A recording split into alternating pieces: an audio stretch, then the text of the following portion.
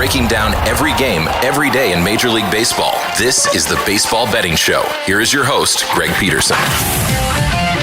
Good morning from the below. Welcome to lovely Las Vegas for the Baseball Betting Show with myself, Greg Peterson, now part of the VSiN Family Podcast. We've got a great podcast for you, as in segment number 2, we're going to be joined by Patrick Creighton. He does great work over at 97.5 ESPN out in Houston, Texas. He's going to be joining me to talk a little bit about the Houston Astros. We've got to get his thoughts on the young gun that is going to be taking the mound for them on Monday in Hunter Brown, what he all saw from the Astros' first few games. I know that he's got a bit of affinity for the New York Mets, so we'll get a little bit of a report from him on what he saw the first few games of the season on that front before they take on the Milwaukee Brewers. That's my home state team, so we're going to have some fun chatting with Patrick in segment number 2. In the final segment, going to give you guys picks and analysis on every game on the betting board for this MLB Monday as we touch them all. If you've got a question, comment, segment idea, what have you for this podcast, you have one of two ways we offer those in. First one is my Twitter timeline at GNN_D1. Keep in mind, letters EM, they mean does not matter. As per usual, please do send these into the timeline. Other ways, find an Apple Podcast review. If you rate this podcast 5 stars, it is very much appreciated. From there, you're able to fire on whatever you'd like to hear on this podcast via that 5-star review. Really did not get in any Twitter questions today, but we had a fun day of baseball on Sunday, so let's take a look back at it. Try to find some trends and try to get to know these teams a little bit better. Games from yesterday is Greg buzzing about. Here is the rowdy recap. A good start for the DK Nation write-ups, as the under that I gave out in Arizona and Los Angeles, the Dodgers and the Diamondbacks, gets there very easily. Under 8.5/9. Well, you got 3 runs in the game. So a good start there at 3-1. And for the Arizona Diamondbacks, they split with the Dodgers as they get a 2-1 win. Zach Davies, relatively solid start here. He gives up a solo home run over the course of 5 innings as Will Smith got jiggy with it for his first home run of the season. Came in the first inning, and then from there, nothing doing for the Dodgers as you had Miguel Castro, Kyle Nelson combine for 2 2/3 innings scoreless, and then you got a pair of outs out of both Andrew Chafin and Scott McGough to be able to get the job done. As for Arizona, they were able to drive in a run in the 9th inning off of Bruce Harder Gridall to be able to get it done, as Corbin Carroll had 3 stolen bases in this game. That was a very big key, though. I did like what I saw out of Noah Syndergaard as well. His debut with the Dodgers, he looked like a completely different pitcher. And do take a look at these guys that maybe were in year number 1 coming off of Tommy John surgery last year, because typically year number 2 coming off of a catastrophic injury, they're much better. Syndergaard gave up 1 run in 6 innings, punched out 6. From there, Caleb Ferguson, Evan Phillips give you a scoreless inning before Gridall gives up 4 hits in that inning, including a run, and the Dodgers, they go 0 of 6 with men in scoring position. The St. Louis Cardinals were able to put up a big number against the Toronto Blue Jays, 9-4. St. Louis able to get it done. Chris Bassett was taking hook, line, and sinker. 9 runs surrendered in 3 1/3 innings, as the bullpen actually did well after that. But when you give up 4 home runs in the first 3 1/3 innings, that's rough. Nolan Gorman, first 2 home runs of the season from him. Brendan Donovan was able to go deep for his first home run of the season. And then you had a home run off the bat of Alec Burleson, his first of the season. From there, for the Blue Jays, Trevor Richards, 2 scoreless innings. Anthony Bass and Mesa both provide a scoreless inning, and Zach Pop was a popping with a pair of outs out of the bullpen. And for Jordan Montgomery, he was able to supply 5 innings, gave up 3 runs, nothing too spectacular, but nothing terrible. Chris Stratton held down the fort, 1 run surrendered in 2 1/3 innings, and you had Packy Naughton. He went 2 1/3 innings. He was able to go scoreless there. So nice, easy winner for the St. Louis Cardinals. The Royals get skunked by the Minnesota Twins at home. The Twins, they sweep a 3-game set to begin the season, 7-4. They were able to get it done on Sunday as Joe Ryan. Good start for the Twins. Gives up 1 run over the course of 6 innings. That 1 run was a solo home run, as you had Ed Olivares get his first home run of the season. Then you saw the Duff Man, Matt Duffy, deliver a home run off of Giovanni Morin, his first of the campaign, as Morin gives up 2 runs in an inning. And Emilio Pagan, shock, surprise, he gave up a run in an inning. But Jorge Lopez, a scoreless inning. And Joey Gallo with a pair of home runs in this one off of the Royals bullpen, his first and second of the campaign. As for the Royals, Brad Keller, not a lot of length, but not a terrible start. 2 runs surrendered in 4 2/3 innings, 4 walks, jacked up his pitch count, and then Amir Garrett gave up one of those home runs, a solo shot in an inning, and then Dylan Coleman gives up the other as he surrendered 3 runs while getting 4 outs out of the bullpen. Jose Cuas gives up a run in an inning, and then Scott Barlow comes in for a scoreless inning. But for the Royals, not necessarily the start to the season that they were looking for. This was not what the Oakland A's were looking for as well, as the Angels dominate this one 6-0 the final. Tyler Anderson, 6 scoreless innings from him. And then Andrew Wantz, That's what you want. 2 scoreless innings before Carlos Aceves holds down the 4 for a scoreless inning. Back-to-back homers from Mike Trout and Choi Ohtani off of Ken Waldichuk were a big difference maker, and you also got the first home run season off of catcher Logan O'Hoppe. As for the Oakland A's, it was not a good start for a good friend, Mr. Waldichuk. He gives up all 3 of those home runs. 5 2/3 innings, he gives up 6 runs. You did have 3 scoreless innings out of the bullpen from Adrian Martinez, and Zach Jackson was able to provide an out of the bullpen, but for the Oakland A's, nothing doing with their offense, so a good win for the LA Angels. The Cincinnati Reds, they were on to a win over the Pittsburgh Pirates, 3-1 the final for the Pirates. 0 of 8 with men in scoring position, very much a feast or famine lineup, and shocker, Vince Velasquez gives up a pair of home runs. Who could have seen that coming? 4 2/3 innings for him. He gives up 3 runs, all of which were earned, including a pair of ding-dongs. As going deep, you had TJ Friedel be able to get his first home run of the season, then home run number 1 for Jason Vossler. From there, the Pirates bullpen actually was not too bad. Will Crow, 2 scoreless innings. Wayne Underwood, a scoreless inning, and Rob Zinarski was able to get an out of the bullpen. But Graham Ashcraft, he was not a load of Ashcraft. He gives up a solo home run over the course of 7 innings. Brian Reynolds, his first of the campaign. From there, Alex Young, Derek Law combined for a scoreless inning, and Alexis Diaz, very good reliever. He holds it down. He gets a scoreless inning. The Boston Red Sox, right now the highest scoring team out in the major leagues, as they have scored approximately 9 runs in each of their first 3 games. They take down the Baltimore Orioles by a count of 9-5 as Cole Irvin. I was mentioning this, his home and road splits with the Oakland A's were very demonstrative last year, and he got destroyed. 6 runs surrendered over the course of 4 innings, including a bomb. Going deep for the Boston Red Sox, Kike Hernandez, his 2nd home run of the season. From there, bullpen was not able to do their part. Keegan Aiken gives up 2 runs while getting just 1 out of the bullpen. Brian Baker, 2 scoreless innings, and Mike Baumann, he gives up 1 run in 1 2/3 innings. And the offense was there for the Orioles. This was their lowest scoring game of the set, as they were able to have Cedric Mullins go deep. That is his 2nd home run season. And then Adam Frazier, he's able to get his first home run of the campaign. As for Boston, it was Tanner Houck who gave up both of those home runs. 3 runs in total over the course of 5 innings. Richard Blyer gives up 2 runs over the course of an inning, but John Schreiber, Chris Martin, Caleb Ort were all able to supply a scoreless inning in what was a very, very boisterous series in that one with a lot of runs. The Giants, for the 2nd time in 3 games, get skunked 6-0. The New York Yankees, it will get it done. As for the Giants, Ross Stripling, not a great debut for him. 4 runs surrendered over the course of 5 innings, including 3 jacks. Aaron Judge, his 2nd home run season. Giancarlo Stanton, his 2nd home run season. And Kyle Higashioka was able to go deep as well, his first. From there, Sean Jalais coming in for 2 innings, and he gave up 2 runs before Scott Alexander supplies a scoreless inning for the New York Yankees. It was Johnny Brito who made his MLB debut, and he looked very strong. 2 hits given up in 5 innings, no runs, kept a clean sheet. Ron Metanacchio and Jimmy Cordero combined for 2 scoreless innings, and then you get 2 scoreless innings out of Colton Brewer to be able to stem the tide. The Atlanta Braves, they are unable to complete the sweep of the Washington Nationals. Nats get it done by a count of 4-1 as Mackenzie Gore, very highly touted prospect a few years ago, looked very good in this one. Gives up 1 run in 5 1/3 innings. From there, the bullpen did their part. Carl Edwards Jr., Kyle Finnegan, and Raimondo Ramirez all supply a scoreless inning. Hunter Harvey, a pair of outs out of the bullpen. And for the Atlanta Braves, it was the debut of one of their young guns in Jared Schuster, and he gave up 4 runs in 4 2/3 innings after looking rock solid in spring training. 5 walks.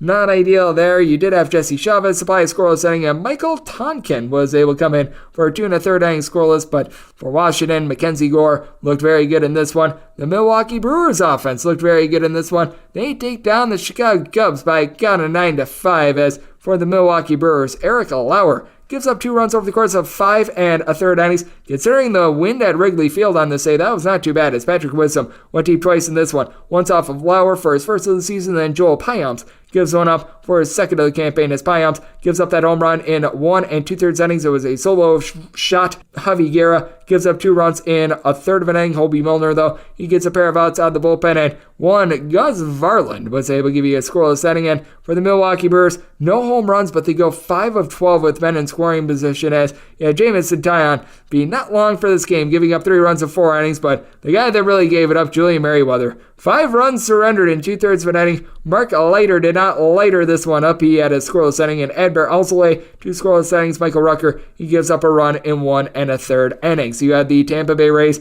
complete their sweep of the Detroit Tigers. 5-1 the final, and it's looking like the same old Tigers, as they had 3 total runs in the series, as they finally were able to get their first home run of the season in the 9th inning of a game that was 5-0, as Jake Rogers gets his first home run of the season, and that's all the Detroit Tigers would get in this one, as they had 2 hits. Joey Wentz, he was wincing in pain from the way that he was hit by the Tampa Bay Rays. 3 runs surrendered in 5 1/3 innings. As for the Rays, it was Randy Arozarena who was able to get his first home run of the season. For Jeffrey Springs, dominant showing. 6 no-hit innings. He had just 1 walk, punched out 12, pulled after 81 pitches, which that rubs me a little bit the wrong way. I recognize it's his first start of the season, but that dude was rolling. Colin Pooch from there, along with Jalen Beeks and Ryan Thompson, were all able to supply a scoreless inning. So nice, easy winner for the Tampa Bay Rays. A nice, easy winner as well for the New York Metropolitans. They take down the Miami Marlins by a count of 5-1, as you had Kodai Senga in his MLB debut looked very good. 8 punch-outs in 5 1/3 innings, allowed 1 run. Dennis Santana, a pair of outs out of the bullpen. Steven Nagosic, he was able to supply 2 scoreless innings, and John Curtis, a scoreless inning. Tommy Pham had himself a day. 3 RBI and a home run off of Trevor Rogers, his first as a New York Met. As Rogers, he really struggled last year, and he's picking up right where he left off. 4 runs, 3 of which were earned, including that jack in 4 1/3 innings. Uskar Blazobin, 2 2/3 innings. He gives up a run, and then Tanner Scott, Matt Barnes stemmed the tide, being able to give a scoreless inning, but damage had already been done. Damage was done to the Houston Astros as well. We're going to be talking about this team in segment number 2 with one of our good friends in Patrick Creighton over at 97.5 ESPN, but for the White Sox, they get a win by a count of 6-3, as Mike Clevenger looked much more like his normal self after last year. He was all out of sorts. Did have 3 walks in 5 innings, but punched out 8 in 5 scoreless innings. You did have Reynaldo Lopez at the end of the game give up 2 runs in an inning, and you did have a run given up in an inning by Gregory Santos, but Aaron Bummer, Kendall Graveman, they both supply a scoreless inning as the Sox. They just had men on base all day long. They go 5 of 19 with men in scoring position, with Yoel Makata supplying a home run off of Seth Martinez, his second of the campaign, and Luis Garcia gave one up to Luis Robert Jr. He's now going with the junior tag for his first of the campaign, as Garcia gives up that home run. 3 runs in total over the course of 5 innings. Seth Martinez in 2 innings, he gives up 3 runs, including the other jack, and Phil Maton was able to supply 2 scoreless innings. But for the Astros, 3 of 14 with men in scoring position, needed to cash in on a few of more of those opportunities. The San Diego Padres, they were able to cash in on their opportunities. They take down the Colorado Rockies by a count of 3-1, as for Austin Gomber, he was able to go 6 innings. He gave up 3 runs, including 2 homers, as going deep for the Padres. Xander Bogaerts, his second home run season. Trent Grisham, his first. Seth Lugo, 7 innings in his first start in quite some time for the Padres, and looked really good. Gave up a solo home run along the way going deep for the Colorado Rockies. Ryan McMahon, first home run season, really all that they were able to get, as Luis Garcia, Josh Hader, scoreless 8th and 9th innings. And for the Colorado Rockies, Brent Suter did come in for 2 scoreless innings. So after 2 straight losses to begin the season, the San Diego Padres, they are back online. And the Cleveland Guardians, they do what they do best. They win when Cal Quantrill is on the mound during the regular season. 6-5 the final, as this is a bunch that is now, I believe, 18-2 in their last 20 regular starts with Cal Quantrill starts. And for Cal Quantrill, wasn't even necessarily the world's greatest start from 5 runs, 4 of which were surrendered in 4 2/3 innings, including a bomb. As going deep for the Seattle Mariners, one Julio Rodriguez to lead off the game, his first home run season. His counterpart, Marco Gonzalez, wasn't any better. He gave up 4 runs in 5 innings, including a home run to Mike Zunino, his first home run of the season. From there, both bullpens were able to do a solid job. Trevor Gott, Andres Munoz, Paul Sewell, the scoreless inning. Matt Brash gives up a run in an inning, but then the game went to the 10th, and Ben Murphy gives up the unearned ghost runner in the 10th inning in a third of an inning, as Gabe Spear provided a pair of outs out of the bullpen. And then for Cleveland, bullpen lights out, as you had Nick Sandlin, Eli Morgan, Aniel De Los Santos, Trevor Stephen all give you a scoreless inning, and Tim Herron in his MLB debut, 4 outs out of the bullpen, scoreless. And then this is one that is going on as I record this, as I'm getting set for the Greg Peterson experience. Top of the 8th inning, Rangers currently up on the Phillies by a count of 2-1. Far cry from what we saw on a Saturday when the Texas Rangers were able to score 16 runs in that one. But as it stands, after 7 innings, the Phillies 1 of 8 with men in scoring position, as Bailey Falter did not give a bad start in this one. He gives up 2 runs in 5 1/3 innings, but he was taken deep. As for Texas, this is a young guy that you do want to be taking note of. Josh Young was able to get his first home run in the campaign, and for the Texas Rangers, Martin Perez, he was in danger all throughout. 3 walks, 8 hits surrendered in 5 2/3 innings, but wiggles out of it, having given up just 1 run, so we shall see how that game results. But if you're taking a look at trends right now that we've seen very early on this baseball season, it is relatively equal in terms of overs and unders, as we've had 24 overs, 24 unders, and a push as of the current data that we've got right now from all of these games, and it has been a little bit of an advantage to the road teams. They are 25 and 24 as I do record this, and if you're taking a look at what we all saw on Sunday over the last 24 hours, we did see road teams pretty much go 500 going into Sunday Night Baseball, so we shall see if this continues. Nothing really too demonstrative right now, but I'm going to be checking in on trends all throughout the season. So that's what we saw in Major League Baseball on Sunday, and that's what we're getting trend-wise. And coming up next, let's bring on one of the best, Patrick Creighton. He does great work over at ESPN 97.5 with the show Late Hits. We're going to be talking about the Astros. We're going to be talking about the Mets, and we've got to get a little bit of a scouting report on young gun Hunter Brown, who's going to be on the bump for the Astros on Monday. That is up next right here on the Baseball Betting Show with myself, Greg Peterson, now part of the VSiN Family Podcast.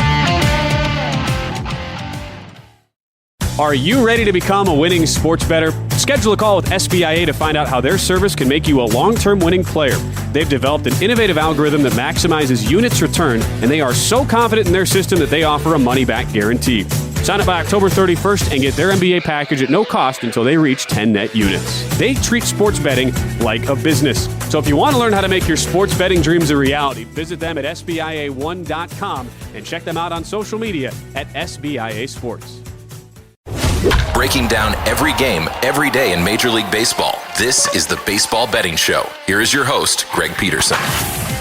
And we're back here in lovely Las Vegas for the Baseball Betting Show with myself, Greg Peterson, now part of the VSiN Family Podcast. It is great to be joined by our guest, as Patrick Creighton. You're able to catch him over on ESPN 97.5 as out there in Houston, Texas. He does a great job with his show, Late Hits. If you're out there in the Central Time Zone, that is from 7 to 9 p.m. Central every Monday through Friday. I know that he, much like myself, likes some XFL, as I know that he was covering some Roughnecks action over the weekend as well, so always great there, and I know that he does an amazing job taking a look at the Houston Astros as well. And to be able to follow Patrick Creighton on Twitter, as at the letter P, his last name Creighton, and the number 1 all together. And Patrick, great to have you aboard. Thank you.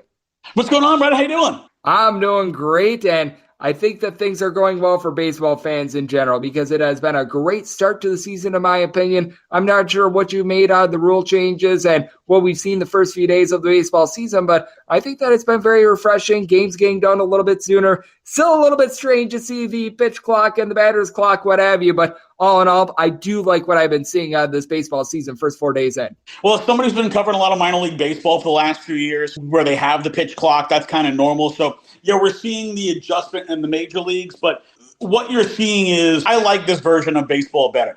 I like that, I don't have to have the Steve Traxel walk around the mound 3 times, lick the hands, human rain delay type thing on the mound. I like that, we don't have anymore, no more Garciaparra after every pitch, got to step out, redo each glove, redo the hat, the bat, the jock, everything. No, get in the bat, get in the box, let's go. I'm definitely more into this. Keeps things moving a little bit better, and we're seeing, game times about 30 minutes less, man. I'm good for it. Yep, I am right there with you. Being able to have games to be a little bit shorter, that means that we've got more time to be able to break it down and less sweat needed to be able to cash some of these bets, which I always do like to see. And Patrick, it's been an interesting start to the season for the Houston Astros. Took them a little bit of time to get their offense going, but even no Jose Altuve and Michael Brantley should be returning soon. But as we know, he went out towards the beginning part of the year last year. I've been very encouraged by what I've been seeing out of the Houston Astros at the plate. I'm not sure what you made out of the first series against the Chicago White Sox. It was a split between the two teams in a 4-game set, but all in all, I do think that the Astros are in relatively good hands until their reinforcements do come back. I think when the Astros are playing their normal lineup, they're going to be fine. Yes, they missed Altuve. Anybody was going to miss a Jose Altuve at the top of their lineup. But their lineup is good enough as is, especially with, the continued emergence of Jeremy Pena. Their lineup is good enough when it is the actual normal lineup, not, the JV squad that they put out there today with no Yordan Alvarez and Mauricio Dubon in the lineup, where they're just giving away free outs. But the normal lineup is still very solid. When Jose Altuve comes back, it's obviously going to be a very strong lineup. And Michael Brantley finally going back out to Florida so he can get on the rehab assignment. They're hoping to have him back no later than the end of the month. And, even though the power, the 20-plus home run power from Michael Brantley is no longer there, he's still a high average, high on base, high contact, low strikeout type of batter who is a terrific kind of bat you'd want to have it in any lineup. He still hits a lot of doubles and is a dangerous left-handed bat. He balances the lineup out. Once they are healthy with Brantley, with Altuve, that is a lineup that goes 1 through 8.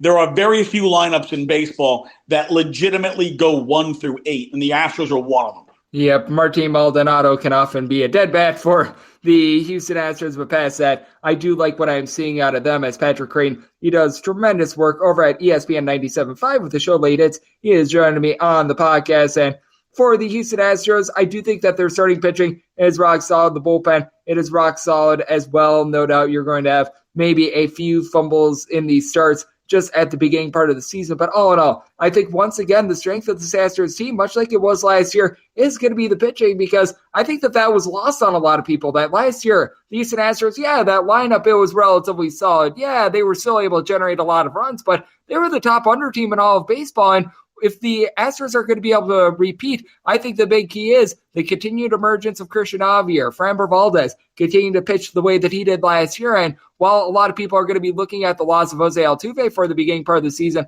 I honestly think the pitching is the most important aspect of this Astros team. The pitching is the most important aspect, right? Last year, this was maybe the best rotation and clearly the best bullpen in baseball last year. You're not just replacing Justin Verlander. You're replacing a career year from Justin Verlander. And there has to be, even if Verlander was still here, there'd be an expectation of regression coming off 190 innings following Tommy John surgery at his age. He's on the IL. I'm sure we'll talk about him in the Mets later.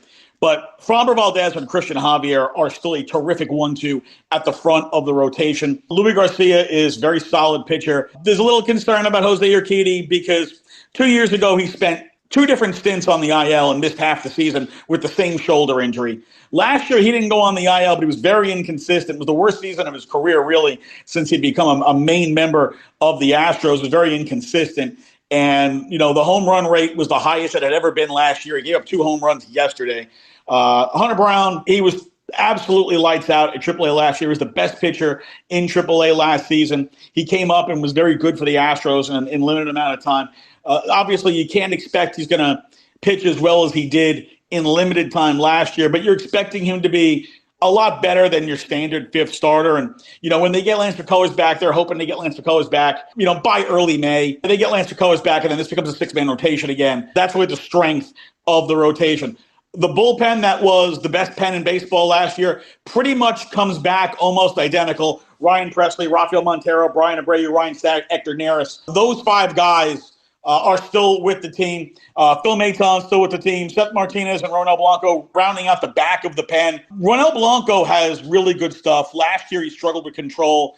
This year he seems to be a little bit stronger with the command. And they've also stretched him out so that he can go multiple innings. The Astros bullpen is really strong. It might be the best pen in baseball. That's really where the Astros separate themselves from everybody else. When they get a lead late, they don't lose it. And to your point, Astros bullpen number 1 in terms of ERA last season, and I'm expecting much of the same this year. Maybe not number 1 in terms of ERA, but they should be right there in terms of the top 3. And, well, I would preview a little bit more of this series against the Detroit Tigers, but any games that the Houston Astros lose to the Detroit Tigers, that might be a little bit more of a shocker, as I'm a little bit more intrigued to see what happens in terms of 2 teams that are a little bit fond to our hearts, Patrick, as Patrick Creighton over there at 97.5 ESPN in Houston is joining me on the podcast. I know you root quite a bit for the New York Mets, and good start to the season. You take 3 of 4 on the road against the Miami Marlins. You'll take that every day of the week. The Milwaukee Brewers, they take 2 of 3 on the road against the Chicago Cubs.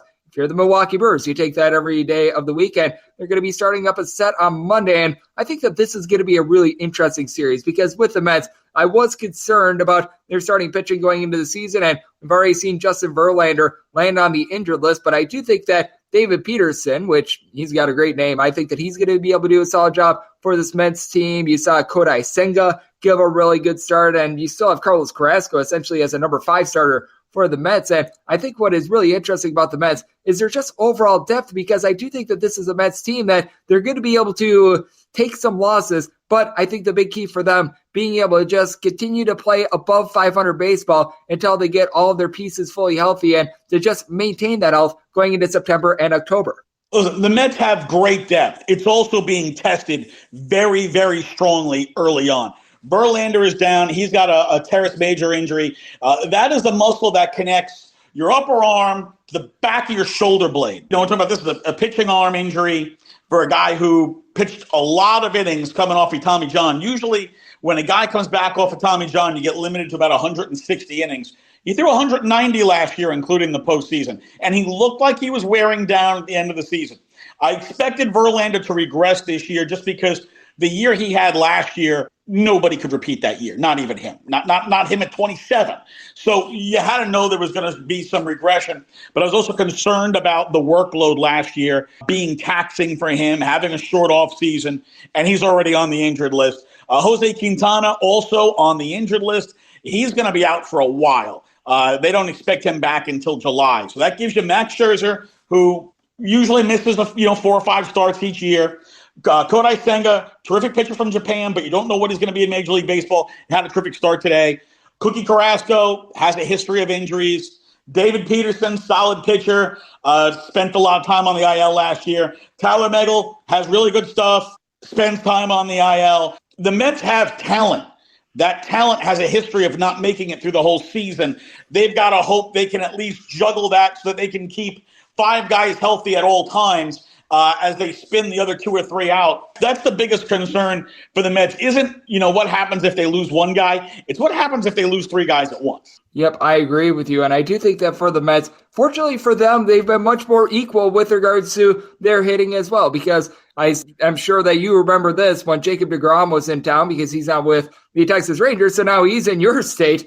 It was always a case where Jacob deGrom would always pitch really well, but he would only get 2 runs of support, and no longer has that been the issue for the New York Mets. I do think that that's a big difference for them. I like the signing of Tommy Pham. We saw him on Sunday have a very nice day, and with the New York Mets, I feel like they become now one of the most well-rounded teams in baseball, and even without Edwin Diaz, they still look to be pretty strong in the back end because I like that shrewd move of picking up David Robertson in the offseason. The lineup is still very solid. I mean, it's essentially the same lineup as last season, but I do believe the Mets lineup will get better probably no later than the middle of May, because I expect Brett Beatty and I expect Francisco, whose last name is escaping me, they'll bring those 2 kids up, and those kids are definitely better bats than what they're going to get from Eduardo Escobar or Omar Narvaez or Thomas Nido. Francisco Alvarez, when they bring up him, when they bring up Brett Beatty, their lineup is legit going to get long. I like that, the Tommy Pham signing. Not only does he give them another outfielder who can play at least both corners, but they give him a platoon guy with Vogelbach at the DH spot, so you can go lefty-righty there. They don't have a ton of thump. Like, Alonso is the thumper. Lindor can hit 30. Everybody else on the team is like a 20s guy, right? McNeil's like a 15 to 20. Mark Canna's like a 15 to 20. Starling Marte is like a 20, 22.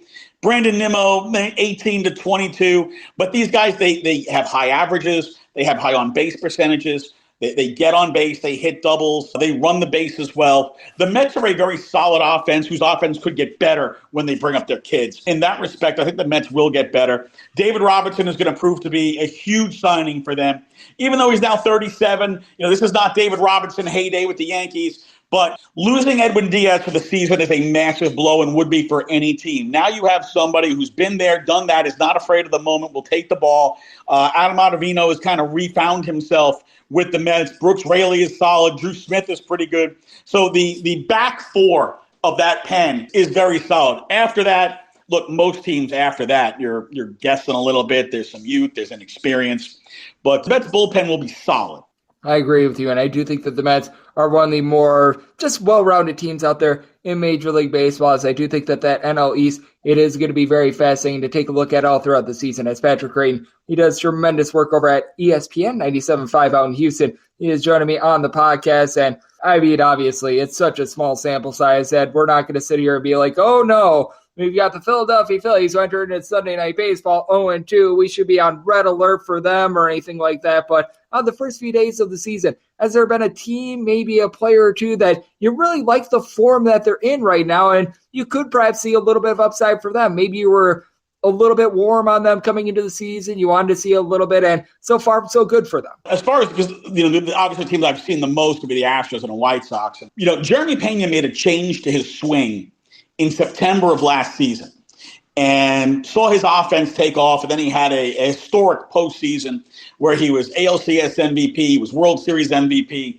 If they had an ALDS MVP, he'd have won that too. The question was, could he then carry that over in the spring and into the season? And so far he has. Jeremy Pena is able to maintain the guy he was September, October of last season over the majority of a full season. Jeremy Pena is a superstar. That's going to be a guy who's going to hit 30 home runs and close to 300 and play Gold Glove defense. If that is what he's actually developed into and can maintain this, he's ultimately going to be a better bat than Altuve at the end of the season. And that's insane to even process. But that's what we're seeing from him in the early going. When I say the early going, I mean, I'm including spring training and through the first 4 games here of the season because of the fact that we've seen it maintained from September of last year. So I think Jeremy Pena is absolutely somebody to watch, because if this is who he truly has become, he's going to be a superstar. Really liked what I've seen from Andrew Vaughn of the White Sox. That's only been a few games, but his approach to plate is something that I like. He has a good approach. He squares up. He's not necessarily all pull happy, and he's getting the ball into the gaps. He's driving the ball with power. He's come up with, he's had some clutch hits in this first series. So for them, as the guy who is replacing Jose Abreu in the White Sox lineup, a guy who was, a standard bearer for them for a decade, for him to get off to that kind of start, I think was very important for him and important for the team, and he's done that. I do think that is so important, and I'm so glad that you bring up Jeremy Pena as well, a guy that was amazing last year for the Houston Astros. I think that he's going to continue to progress as the season goes along, and I'm going to call it what it is. I don't think that there's a lot of issues that we're going to be seeing in the series for the Houston Astros going up against the Detroit Tigers, as it's going to be Hunter Brown and Matthew Boyd going at it on Monday. But what can we expect out of Hunter Brown? I think that that's a bigger question that I have, not really whether or not the Astros win this game or not, but Hunter Brown, he looked really good when he came up from the minor leagues last year. And I was saying this in my breakdown, which people are going to be hearing in the final segment. I think that he could be the next of those really good Astros pitchers that have progressed through the system, like Christian Javier and company. Hunter Brown has the potential to be a legitimate number one star. He throws his fastball normally, 95, 96, but he can rev it up to 99. He throws the slider 94 plus miles an hour. Only Jacob deGrom throws a higher velocity slider than Hunter Brown. His stuff is beyond electric. His command is what can get him. While people saw it a little bit in the preseason where, he will get into trying to find his release point and trying to, replicate his motion. For the most part, all of last year, it wasn't a problem. And he has the kind of stuff that if he walks a guy, he can blow away the next 2 and get out of it. Even with a guy who, has a relatively high walk total, he's going to have a high strikeout total, and he doesn't give up a lot of hits. So even though the walks might be high, the whip is not. And that's a big part of it. Are you giving up hits but not walks? Are you giving up walks but not hits? And then are you able to get through it? So Hunter Brown has the potential. I mean, look, he's only 24 years old. And this is going to be his first full season at Major League Baseball. But I expect he's going to be someone who will legitimately contend to be Rookie of the Year. I do think so as well. Hunter Brown is a guy that I'm very excited to see on Monday, and I'm excited to see what's all on tap for you, Patrick, because I know that you're doing absolutely tremendous work over at ESPN 97.5, but I know that you've drove into some XFL coverage as well. I know that you were covering the Roughnecks over the weekend. I know that you do a great job year in and year out of taking a look at the Astros, and hopefully the Texans can give you a little bit more of something this year. And last year was not necessarily too terrific, but I know you do a great job on so many fronts. So let the good people at home know it's all on tap for you and how people can follow along on social media and other platforms. All right, you can find me on ESPN 97.5, ESPN 92.5, late hits, weeknights 7 to 9 p.m. You can get that at ESPN975.com on the ESPN Houston 97.5 app. It's free. You can follow me on Twitter at PCreighton1. You can follow my work covering the Texans, the Astros, the Roughnecks, and whatever else I can think of writing about at GallerySports.com. And Patrick does an amazing job taking a look at the game of baseball. He does a great job with his show every night over there at ESPN 97.5, late hitch, 7 to 9 Central Time out there. And always great to get Patrick aboard. A big thanks to him for joining me on the Baseball Betting Show, now part of the VSiN Family Podcast. And coming up next, it is that time of the podcast to give you picks and analysis on every game on the baseball betting board for this Monday as we touch them all. Breaking down every game, every day in Major League Baseball. This is the Baseball Betting Show. Here is your host, Greg Peterson. And we're back here in lovely Las Vegas for the Baseball Betting Show with myself, Greg Peterson, now part of the VSiN Family Podcast. It is always a pleasure to get Patrick Creighton aboard. He does amazing work over at 97.5 ESPN in the lovely city of Houston, doing a great job taking a look at the Astros, taking a look at really the entire game of baseball itself, and does a great job of lending insights in so many areas. You may have caught him on the Greg Peterson Experience on VSiN a little bit over a week ago. He was with me in studio and very sharp mind in terms of the world of sports, and always great to get him aboard. Big thanks, Patrick, for joining me in the last segment. Now it is that time of the podcast. I give you picks and analysis on every game on the betting board for this MLB Monday as we touch them all. If a game is listed on the betting board, Greg has a side and a total on it, so it is time to touch them all. Do note that as per usual, any changes that are made to these plays will be listed up on my Twitter feed at GUnit_81. We're going to be going in Las Vegas rotation order, and fortunately for baseball, it's actually quite easy. Just as the National League games first, the American League games, and then Interleague games, those are at the bottom, and it does go in time order from there. Sometimes you do have a pair of National League games that do start at the same time, but really past that, they actually make it quite easy to be able to follow along. So let's start with that first National League game of 9:51, 9:52 on the betting board. The New York Mets hit the road face-off against the Milwaukee Brewers as Freddie Peralta takes a bump for the Brew Crew, and Carlos Carrasco is going to be on the bump for the Mets. Mets are between plus 110 and plus 118 underdogs. Between minus 124 and minus 130 is your number on the Brewers. 7.5 is the total. Over and under, both at minus 110.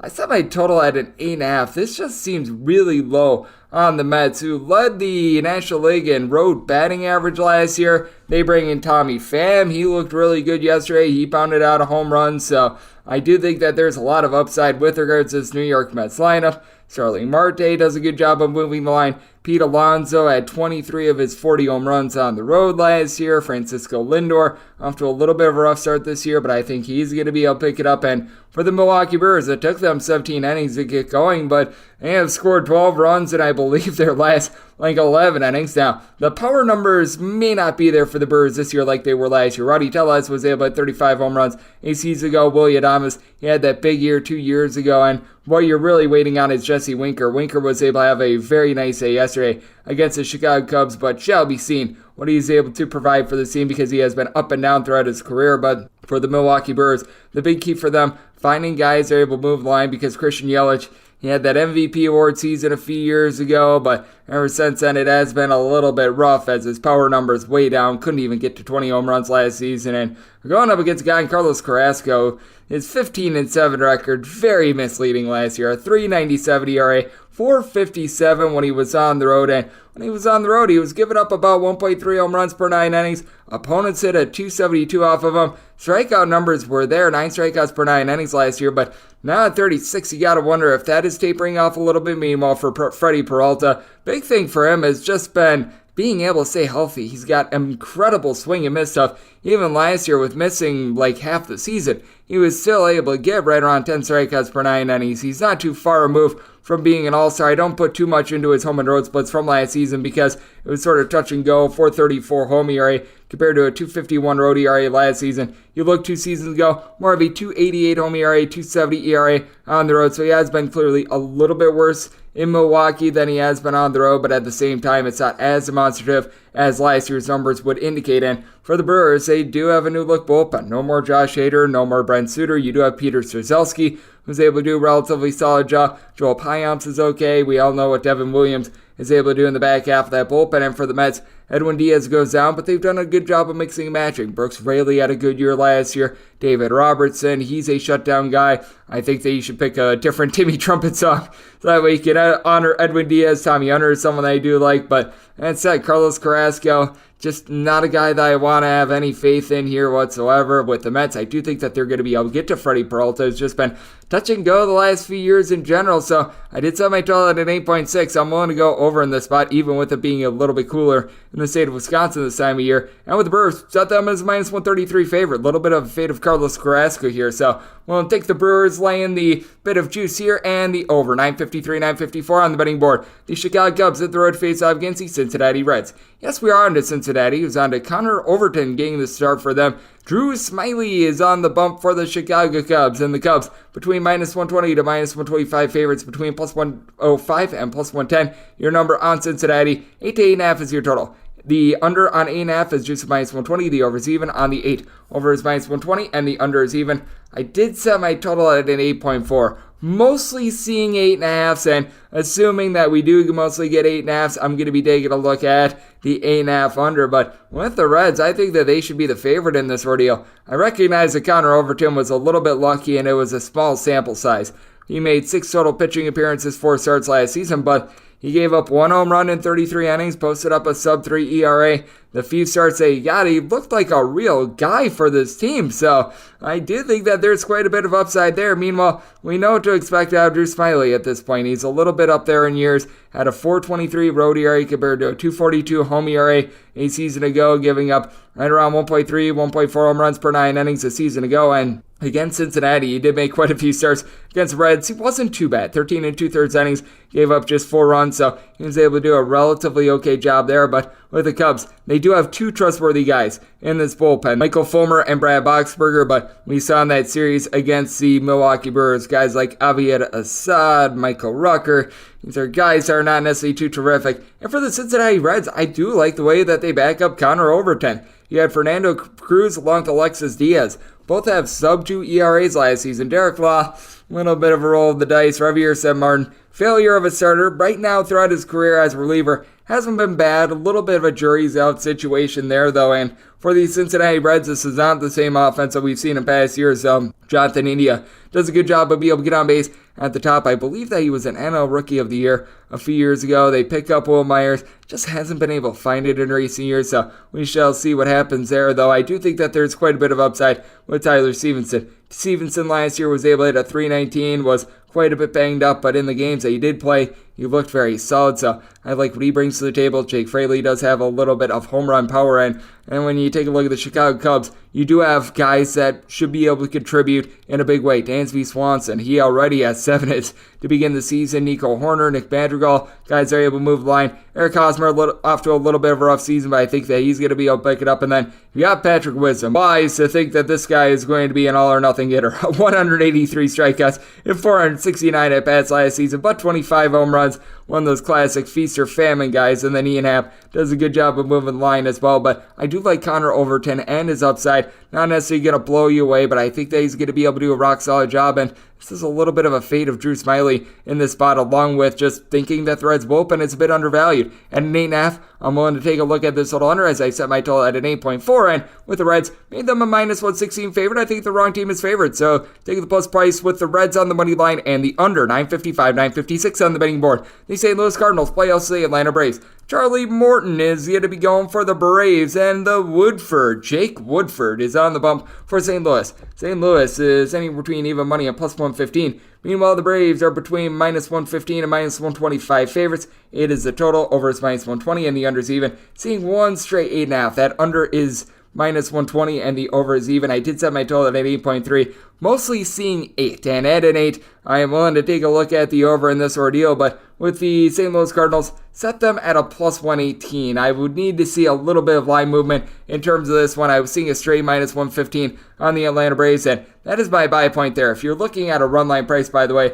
right now finding the Braves at a +140 at DraftKings, which is the only book as I record that currently has a run line, so wait and see mode there. If I'm able to get more like a +150, I'd be pulling the trigger on that Braves run line, but as of right now, I'd be looking more at that -115 that I was seeing on the Atlanta Braves, as Travis d'Arnaud has been able to start out really hot this year, and quite frankly, this entire Atlanta Braves team has started out super hot at the plate. Matt Olson looked amazing in spring training. He already has a pair of home runs to his name. Travis d'Arnaud, he's been able to do a good job of moving the line. The only thing that slowed him down in recent years has been injury. Ronald Acuna Jr., full season off of having that catastrophic ACL injury. He's back.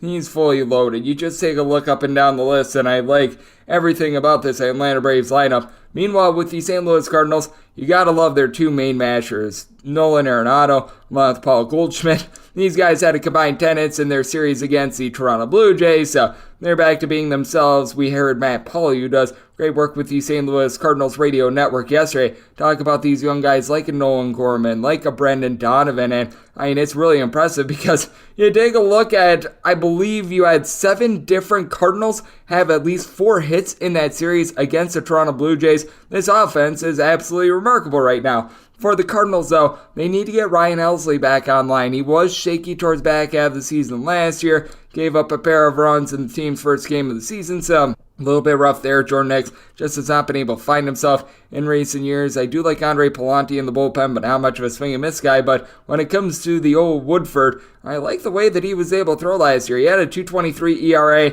He was mostly coming out of the bullpen. I've always thought that he could be an okay starter. He just doesn't have a lot of swing and miss stuff. He averaged 4.5 strikeouts per 9 innings, and that is just not going to cut it at the big league level. I recognize that he could be a pitcher contact guy, but you need to do a little bit more than that. Meanwhile, you do have someone in Mr. Charlie Morton that on the road last year had a 5.72 ERA. I think that he's going to be a little bit better this year, but you tell that he's getting up there in years. He's 39 years old. His home runs per 9 rate last season was right around 1.5, so it's a big issue. That home runs per 9 rate on the road was closer to 1.7. He is giving up north of 3 walks per 9 innings. Saw solid swing and miss stuff, but with the Atlanta Braves, big reason why I did set them as more of a -118 favorite is that I do like their bullpen a little bit better, even though some of these guys are a little bit longer in the tooth, like Jesse Chavez, like Kirby Yates, who they're kicking the tires on after he was very good in San Diego many years ago. Lucas Luque. These guys are able to hold down the fort. Dylan Lee has some upside. Joe Jimenez is someone that comes over from the Tigers. So I do think that the Atlanta Braves have a little bit of an upper hand here because I do think that with the Braves, they're a little bit more of a complete lineup than the St. Louis Cardinals. I do think that the Braves and the Cardinals are going to have a lot of firepower all season long. It is a bit cooler out there in the Midwest, but did set my total at 8.3 regardless. Seeing mostly 8s out there, I'm going to be willing to take an 8 over. And with the Atlanta Braves, willing to lay up to a -118 with them on the money line. 957, 958 on the betting board. The San Diego Padres are playing host to the Arizona Diamondbacks. Ryan Nelson is going to be going for the Snakes, and Ryan Weathers is on the bump for the Padres. In the battle of Ryans, it is the Padres, anywhere between -133 to -145 favorites, actually seeing a 130 now on the Padres. With the Arizona Diamondbacks, find them anywhere between +119 to +130. 8.5 is your total. Unders between -110 and -120. The overs anywhere between even -110. Money is coming in on the Diamondbacks as I do this. I did set the Padres as a -147. Seeing this just get down to -130 literally as I'm recording this, I am going to be on the San Diego Padres in this spot. I just really can't trust in either of these pitchers. Ryan Nelson had a really nice small sample size last year at the big league level. He made 3 starts, 18 and a third innings, and he gave up 4 runs, 3 of which were earned for a $1.47 ERA. It's minor league numbers. Now, it was in the PCL, which in the PCL, ERAs are much, much bigger. If you have a 4 ERA in the PCL, that's considered really, really good, but north of a 5 ERA. Meanwhile, Ryan Weathers, he just did not pitch much at the big league level last year. At the minor league level, he was completely lackadaisical, and when he actually got starts 2 seasons ago, he had a 5.32 ERA. lots of question marks with both of these starting pitchers, which is why I did set my total at an 8.7. It's very rare that in a game out there in San Diego in April, I'd be setting this high of a total, but I'm going to be taking a look at the over. With the San Diego Padres, Xander Bogaerts, he's off to a fast start already. He's already got a home run. He's already been able to supply 6 hits. I believe he's actually got 2 home runs with what we saw yesterday, so that's good. You know that Manny Machado's going to hit. The big question is Juan Soto. I don't understand why more people aren't making a big deal out of this. Last year, Juan Soto wasn't that great. I mean, maybe it's just because he didn't have a lot of protection around him in Washington, but I was very far from impressed with him last year. He hit barely above a 240, and that's a bit of an issue because he did have like 27 home runs, but he's off to a slow start this season. Trent Grisham, he was terrible last year, but you do have someone like a Jake Cronenworth who's off to a slow start this year, but I think he's going to be able to pick it up. Ha-Seong Kim, he's solid in the infield, and until Fernando Tatis Jr. comes back, this is still a formidable team, but a little bit of a jury's out situation. Meanwhile, for the Arizona Diamondbacks, they were one of the top home run hitting teams on the road last year. Could not hit a home run to save their lives at home, so I thought that was very interesting in the series against the LA Dodgers. They really didn't get a ton of power going. I think that they just had a pair of homers, but Christian Walker last year, north of 30 home runs. He had 6 hits in that series against LA, so he's rock solid. The team picks up Lourdes Gurriel. He does a solid job moving the line, gives you a little bit of power, but not a ton of it. Then you need to rely upon guys like Corbin Carroll, Ketel Marte to be able to get on base. Though I do like this Diamondbacks bullpen a little bit more than last year. Last year, they were a bottom 8 bullpen in the big leagues in terms of ERA. I don't think they're going to be amazing this year, but you pick up Andrew Chafin, who had a sub-3 ERA. You bring back someone like a Kyle Nelson, who he wasn't great last year, but at the same time, he was able to hold down the fort from time to time, and I believe he got his ERA down below a 250. So you give him credit where credit is due. I do think that there's going to be a little bit of progression there, but at the same time, very much a little bit of an improved team. Meanwhile, for the San Diego Padres, the back end is very dominant with Luis Garcia, Josh Hader. You do have your question marks, though, with guys like a Domingo Tapia, Steven Wilson and company. Tim Hill has always been a little bit more of a hit-or-miss guy, and I could see someone like an Abel Crisman being able to give this team multiple innings, a bit more of an air-it-out offensive slugfest. I do default a little bit more to the San Diego Padres lineup in a game involving a pair of young starters I really have no faith in whatsoever. I set my line at a minus 147. I'm going to be willing to lay it here with the San Diego Padres. Made my total 8.7, so getting an 8.5 with even juice on the over. Looking over, and I'm looking at the pods. 959, 960 on the betting board. It is the Colorado Rockies. They third face-off against the LA Dodgers. Michael Grove is going to be going for the Dodgers, and Ryan Feltner is on the bump for Colorado. Colorado is between plus 195 and plus $2 underdogs, and between minus 215 and minus 230 is your number on the Dodgers. 8.5 to 9 is your total on the 9. The under is minus 115. The over is minus 105 on the 8.5. Over is minus 120. And the under is even. And with the LA Dodgers, I did set them as a favorite of minus 233 on the money line. But the big question is the run line. You're right now finding that in between minus 110 to a minus 115. I was willing to lay up to a minus 120. So I am going to be on the Dodgers run line.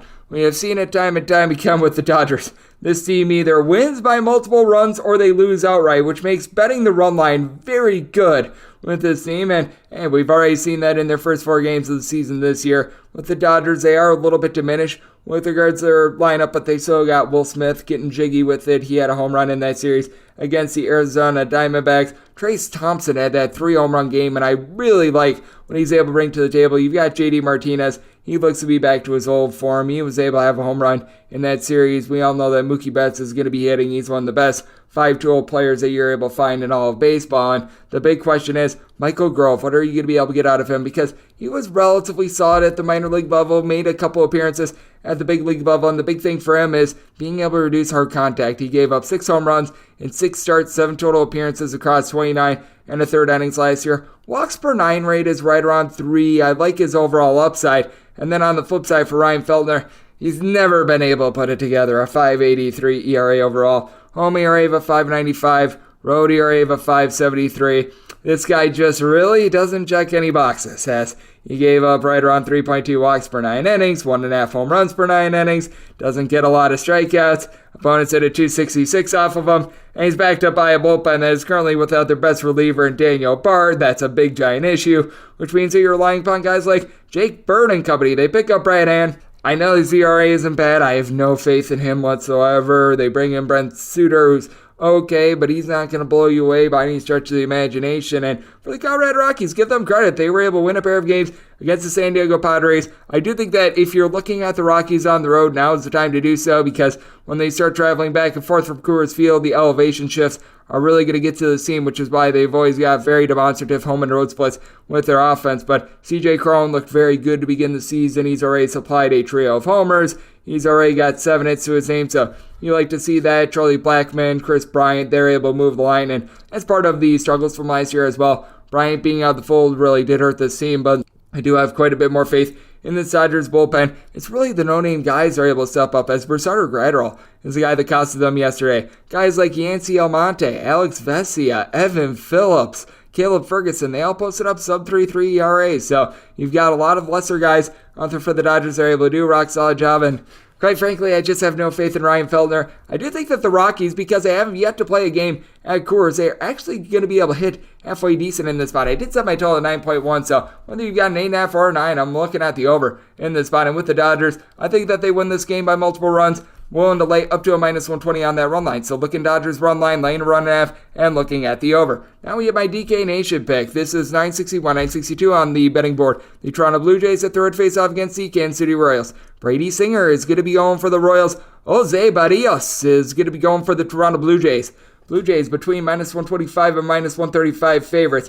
Pretty much across the board, plus 115 is your number on the Royals. 8.5 is the total. Over is between minus 115 and minus 120. The under is anywhere between even and minus 105. Right up here is going to be on the Kansas City Royals. I feel like they should actually be a favorite in this spot. With Brady Singer, he was absolutely electric towards the back half of last season, and the team's last 16 starts for him. So from July on, he made 16 starts in total. The team went 12-4 in those starts, and the Royals were terrible last year. They couldn't buy a win with anyone else on the mound other than Singer, who in that time span had right around a 2.65 ERA, and he's really worked on the walks. First 2 years in the league, 3.6 walks per 9 innings. Last year, more around 2.3 walks per 9 innings, and he's really good at home. 2.76 home ERA, 3.99 ERA on the road. At home, he does give up right around 1.15 home runs per 9 innings, but fewer than 2 walks per 9 innings. His strikeout numbers, they're relatively solid, right around about 8 strikeouts per 9 innings at home. And for Jose Barrios, he's always had his struggles when he has been away from home. He had a 12-7 record last year, but that doesn't tell the story. 4.24 home ERA, which is not good to start out with, giving up about 1.1 home runs per 9 innings, but on the road, gave up 2 home runs per 9 innings with a ghastly 6.36 ERA. If you're looking at the career numbers, his ERA is about 1.3 points higher when he is away from home, with his home runs per 9 rate very nearly being double.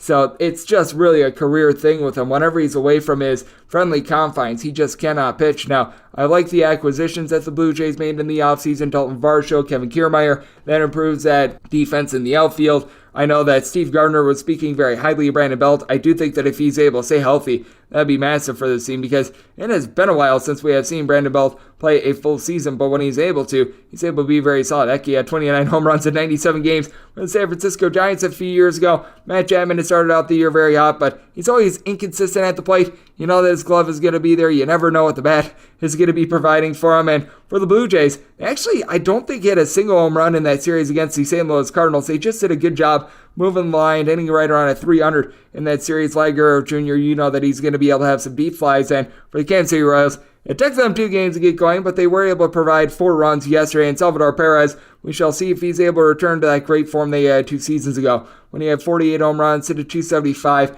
Absolutely love his game, and I do think that there's quite a bit of upside with this lineup. Guys like Vinny Pasquantino, Ed Olivares, Bobby Witt Jr., they do a solid job of moving the line. Had a really bad series against the Minnesota Twins, but I do think that they're going to be able to pick it up quite a bit. And for the Royals, the bullpen isn't great, but you pick up Aroldis Chapman. That's better than what they had.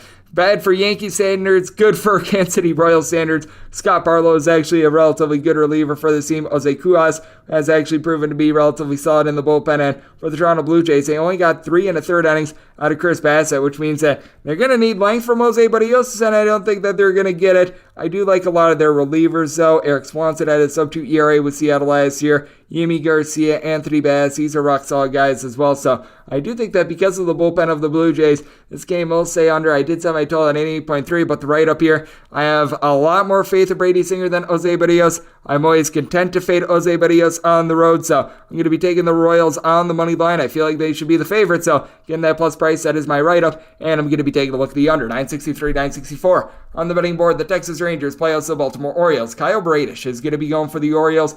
55 Shades of John Gray is on the bump for the Rangers. Rangers are minus 140 to minus 142 favorites. Between plus 120 and plus 130 is your number. Baltimore, 8.5 is the total. Over and under between minus 105 and minus 115. I made the Rangers a minus 142 favorite. I'm mostly seeing minus 140, and that's pretty much my max buy point in this spot, but I am willing to take the Rangers. I would need north of a plus 150 to be able to take a look at the run line. Right now I'm seeing that between plus 135 to a plus 140, so would not be wanting to ride with that run line. As a matter of fact, if anything, I'd be taking a 1.5 with Baltimore, but that is rather chalky at this point as well, so I'm just going to be sticking with the Rangers money line. Really liked what I saw of John Gray last season. You could tell that he just needed to get away from that elevation, and he pitched really well at home. 3.35 home ERA, 4.27 road ERA. Was limited last year due to injury, and he did give up some deep flies. His home runs per 9 rate, that was hovering in the neighborhood about a 1.3, but all in all, I do think that this is someone that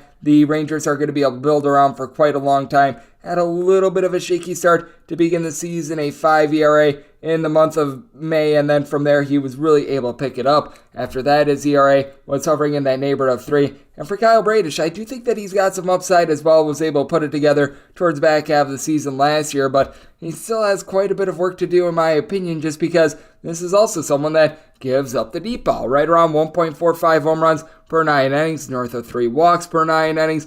Gets some strikeouts, 8.5 strikeouts per 9 innings, nothing great, nothing terrible, but I've noticed that this Orioles bullpen has taken a little bit of a step back. Now, the blown save by Felix Bautista on Saturday was not his fault. There was a bad fielding error. That game should have been done, so we're going to give him a break there, but at the same time, the guys like Brian Baker, Keegan Aiken, that were part of a top 10 bullpen in terms of ERA last year, they just don't look to be the same. They lose Jorge Lopez from last season, and that does hurt them. And for the Texas Rangers, this bullpen, it is a very interesting one because you do have guys like a Will Smith that come in trying to be able to hold down the fort. Brock Burke returns from last year after he did have a 2.5 ERA. And the Rangers, they are coming off of playing Sunday Night Baseball, but they do not need to travel, so that's a little bit of a key. We did see teams coming off of Sunday Night Baseball last year go south of 40% on the money line. We shall see if that is going to be holding true. So I'm going to be sort of bucking that own trend just because with the Baltimore Orioles, their bullpen just got completely tattooed over the weekend as well. I'd be much more willing to ride with the Baltimore Orioles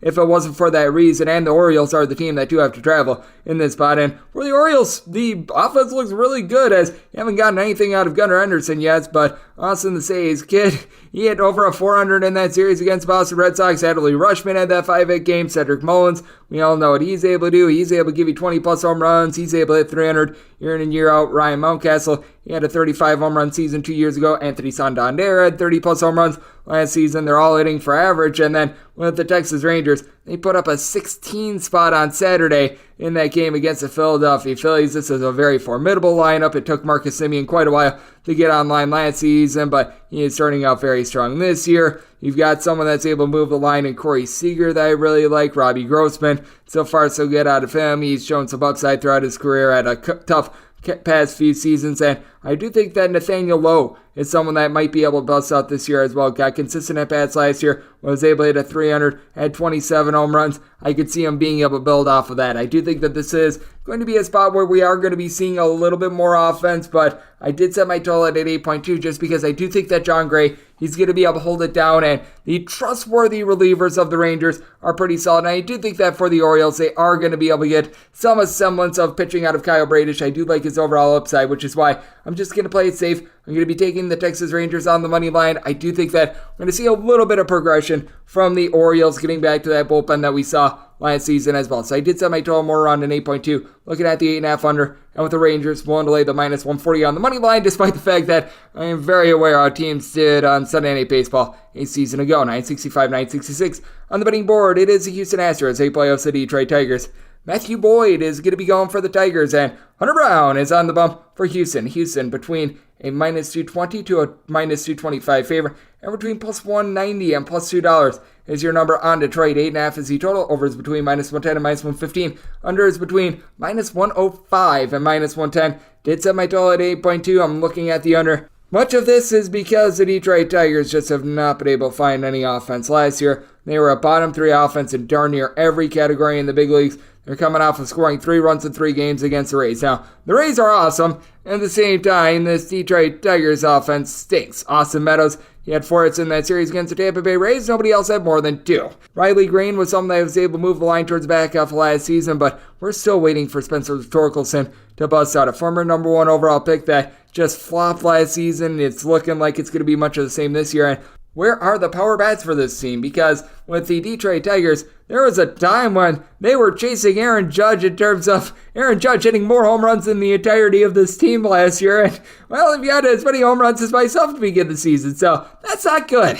That's not good at all. Javi Baez has just fallen completely off the face of planet Earth. They're not able to get a whole heck of a lot of anything out of the catcher spot. Matt Fearling, I thought, was a good pickup along Nick Maton, but they need some time to develop. And for the Detroit Tigers, last year you had guys like Andrew Chafin, Gregory Soto and company in the bullpen. They don't have any of that anymore. Now you're down to Alex Lang, Jason Foley. Jose Cicierno was solid last year, but this is not the same bullpen. And for Matthew Boyd, he always came in with a lot of upside. We were all thinking, all right, is this the year that Matthew Boyd is going to bust out? And every single time this guy came up snake eyes. He's got a career 4.90 ERA, and at some point, you just have to wonder if the hype was a little bit too much. I mean, he's a good strikeout guy. You go back to 2019, he had 238 strikeouts and 185 in the third innings, but he does give up a lot of the deep ball. He sometimes just completely loses command as well, and we just haven't seen a lot out of him last 2 seasons. He has made a grand total of 27 starts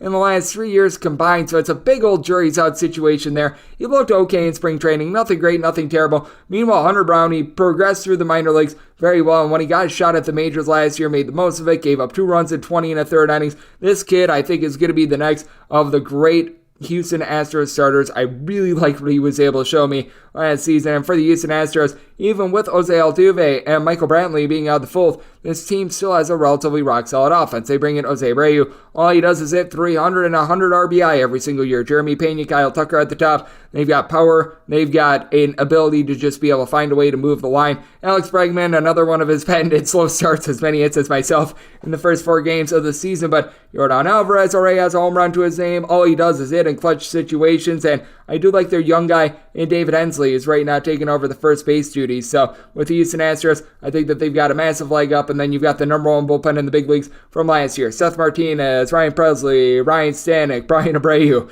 Just go down the list of guys that had a sub-3.3 ERA last season. So as a result, did set my total at 8.2. The Astros play nearly 62% of their games to the under last season. And with the Tigers, I don't think that they're going to provide their part to be able to get this total over. So looking at the under, if you're looking at the Astros run line, currently you're finding that right around a -110, was willing to lay up to a -115. So you're at a -110, willing to lay the run line of the Astros, set them -228 on the money line. So looking run line of the Astros and the under 967, 968 on the betting board. It is the Oakland A's, and they're going to be playing against the Cleveland Guardians. Zach Plesac goes for the Guardians, and James Caprillion is on the bump for Oakland. 7.5 is the total. Under is -115. The over is -105. Between -148 and -165, your number on Cleveland. Between +135 and +145 is your number on the Athletics. And with the A's, I did set them as a +139 underdog. Getting +140 or greater, I'm going to be willing to take a shot here. You do have a Cleveland Guardians team that was able to supply some offense in Seattle over the weekend, but at the same time, I do think that the travel, it is going to get to them a little bit in this ordeal, for one. And for two, the Oakland A's, when they've got trustworthy relievers out there, they're actually not too bad. Guys like Danny Jimenez, Sam Maul are able to provide you with a sub-3.5 ERA along Domingo Acevedo. Now, want to be avoiding Jurcic Familia if at all possible, but I do like some of these guys for the A's bullpen. And for James Caprillion, he's a very interesting pitcher. The command is not necessarily great. He had nearly 4 walks per 9 innings last year. Not too much of a strikeout guy, but he plays really well to this ballpark in general. Now, during the 2022 season, at a 5 ERA at home, you go back to his 2021 numbers, 3.28 home ERA, 4.82 road ERA. He does a good job of being able to just offer up some soft contact, and he goes up against Guardians team that if there is something that they do not do, it's hit home runs. They were second worst in the big leagues in terms of home runs last year. Now, they do sign Josh Bell, a guy that's not too far removed from hitting 90-plus RBI in a season, and you got a lot of guys who are able to move the line. Andres Jimenez, Jose Ramirez, Steven Kwan, Hamid Rosario, Will Brandon, all guys that hit at least a 275 last season. Josh Naylor is able to supply a little bit of boom as well. And for the Cleveland Guardians, they are going to have the leg up in the bullpen. Even with the A's having a few trustworthy guys, it does not compare to having Nick Sandlin, Emmanuel Clase, James Karinchak, Eli Morgan, go down the list of sub 3.3 ERAs. But for Zach Plesac, I do have my question marks with him, as he's never been a swing and miss guy, as he was able to register right around 6.5 strikeouts per 9 innings. Walks are never too bad with him. He's only going to give up about 2.5 walks per 9 innings, but 4.83 road ERA last year, giving up about 1.4 home runs per 9 innings. Opponents just get to him. He had an opponent's batting average of a 260 last year for the Oakland A's. It has been a little bit rough with regards to the offense. You do have someone like Seth Brown, who returns from last season after he was able to supply 25 home runs. They do pick up Elemendy Diaz, Jesus Aguilar. These guys should be able to help things out. And Shea Langolaris had moments last year in which he was able to bust out and was able to give the team a little bit of something. He had 6 home runs and 142 at-bats in this ballpark. That's not necessarily too bad. And for the A's, I do think that they're going to get an okay start of James Kaprielian. And more than anything, this is just a fate of Zach Plesac on the road, because I do think that he's going to be giving up quite a bit of contact in this ordeal. I did set my total at some point too. This is going to be a nighttime game in Oakland. The Marine layer, it is going to be out. It's going to be really hard to drive the ball. I do think that that is going to be working to the advantage of Kaprielian. So being able to get plus 140 or greater, going to be riding with the Oakland A's. And set my total at 7.2. So you're at 7.5. Also looking under 969, 970 on the betting board. The Seattle Mariners play host the LA Angels. Reed Detmers goes for the Angels. George Kirby is on the bump for Seattle. 7 to 7.5 is your total. On the 7, over is minus 130, the under is plus 110. On the 7.5, under is minus 120, the over is even with Seattle. It's anywhere between minus 140, minus 150 on the money line, plus 125 to plus 135 on the Angels. Made Seattle a minus 152 favorite. I'm going to be willing to take them on the money line now. With Reed Detmers and George Kirby, both were relatively solid last year. For Detmers, he throws that no-hitter, but he was not as good as that no-hitter towards the beginning part of the season. Actually, if I remember correctly, went down to the minor leagues, and then once he went back up, he was significantly better towards back half of the season. His swing and miss stuff, it was significantly improved from that point. So I do think that's fascinating to take a look at Mr. Detmers, as he got to see quite a bit of Seattle last year in 2 starts, gave up 2 runs over the course of 13 innings, and it is a Seattle bunch that they have a tough time just being able to hit for average in general, and they did have to burn through quite a bit of their bullpen yesterday. Now with Seattle, they did improve that lineup quite a bit, as you've got someone in Teoscar Hernandez who had 57 home runs, hit a 279 last 2 seasons with the Toronto Blue Jays. Colton Wong, 249 average each out of the last 6 years. Ty France, he had a nice series against the Cleveland Guardians. He's able to supply, and Eugenio Suarez is someone that's able to go deep. Julio Rodriguez, he's really the linchpin of everything. He's going to give this team 25 plus home runs. He's going to hit for probably just below 300. And for the Mariners, even though they did have to bowl through quite a bit of their bullpen yesterday, you still have quite a few guys that are fresh. Penn Murphy, Andres Munoz, both of these guys only threw 7 pitches yesterday, so they could conceivably come back. They did lose Eric Swanson from a season ago, but Diego Castillo, after a really rough start last season, he was able to iron things out. You still have Paul Sewald in the bullpen as well. And then on the flip side for the LA Angels, there's just no trusting in this bullpen at all.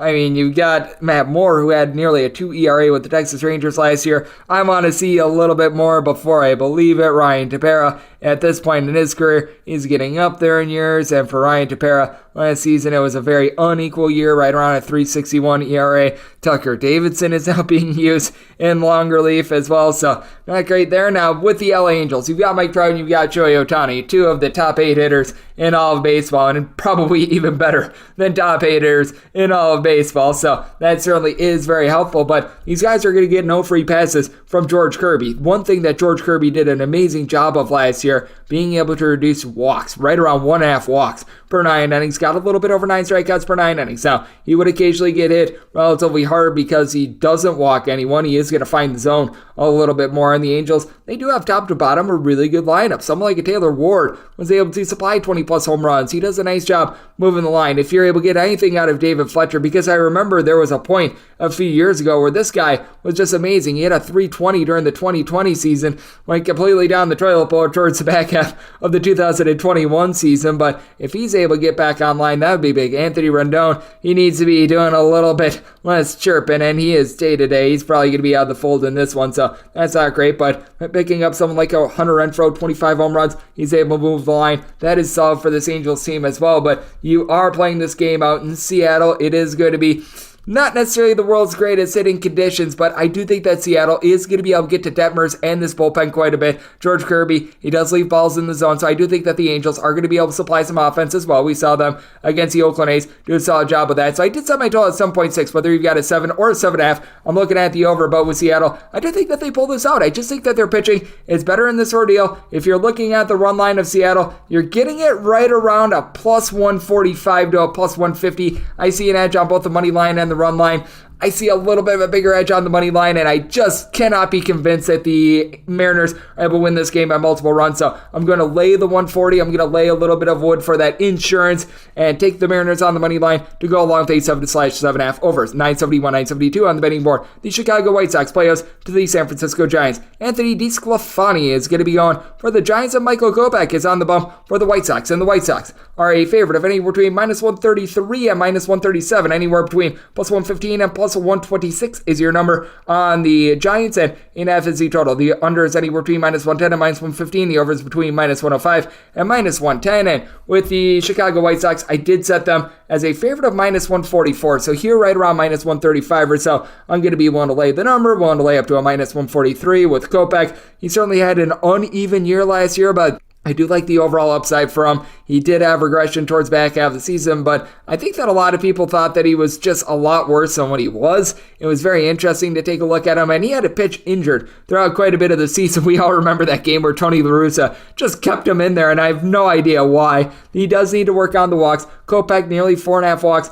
per 9 innings. His strikeout numbers were down last season, but all in all, I do think that he is going to be able to work out the kinks. I do think that he's going to be able to pick up a little bit more swing and miss stuff, and for DeSclafani, he just didn't pitch much last year as he was able to make 5 starts, did not look sharp. You go back 2 years ago, and he was rock solid, a 3.17 ERA. That was really a career year for him, though, and I'm wondering if that's quite a bit of a flash in the pan as you take a look at what he did in his fully healthy season in 2021, and he was very good on the road. That is something that you do like to see in terms of the ERA, but he did give up still on the road about 1.44 home runs per 9 innings. He goes up against the Chicago White Sox team that home run power is not necessarily their forte, but you have guys that do a great job of moving the line. Tim Anderson along with Andrew Benintendi, both at north of a 290 last season. You've got someone in Luis Robert who at his peak is able to 300 as well. Eloy Jimenez is really your power bat. He's yet to get going this year, and it's just been banged up all throughout his career. We remember the 31 home run season when he burst onto the scene in 2019. Has good power, just needs to stay out there on the field. Yasmani Grandal has started out very hot as well, and this is a Chicago White Sox team that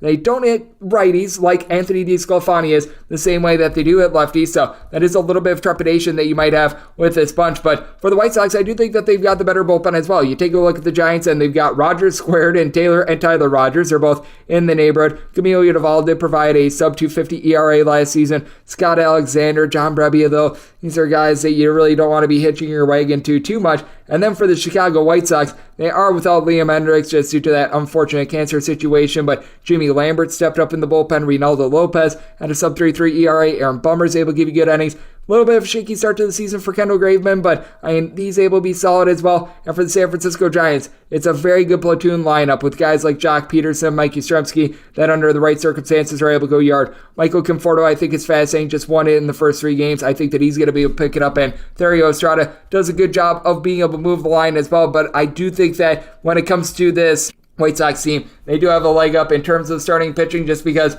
who knows what we're going to be able to get out of DeSclafani. And I do think that Michael Kopech is going to be able to have a nice year this year, continue to be able to develop and get back a little bit more of that swing and miss stuff. Also, while it's not Wrigley Field, certainly the wind is a little bit effective in this game as well, and I do think that that is going to be keeping the scoring down. Semi-total at 8.3, looking at the under, and want to lay up to a minus 143 on the money line of the White Sox, 973, 974 on the betting board. The Minnesota Twins, they hit the road. They're facing off against the Miami Marlins as Johnny Cueto is going to be going for the Fish, and Tyler Mahle is on the bump for Minnesota. Minnesota is between a minus 122 and minus 125 favorite. Between plus 105 and plus 115 is your number on Miami. 7.5 is the total. Overs between minus 110 and minus 115. Unders between minus 105 and minus 110. And I set the Twins as a minus 111 favorite. I need at least a plus 111 to take a shot on the Marlins. Getting the plus 115, I'm going to be willing to ride with them. Johnny Cueto has been in the league for what seems to be 100 billion years, but I'm going to be willing to rock with him once again because he did a good job of being able to limit our contact, and now he is going to be in a very pitcher-friendly environment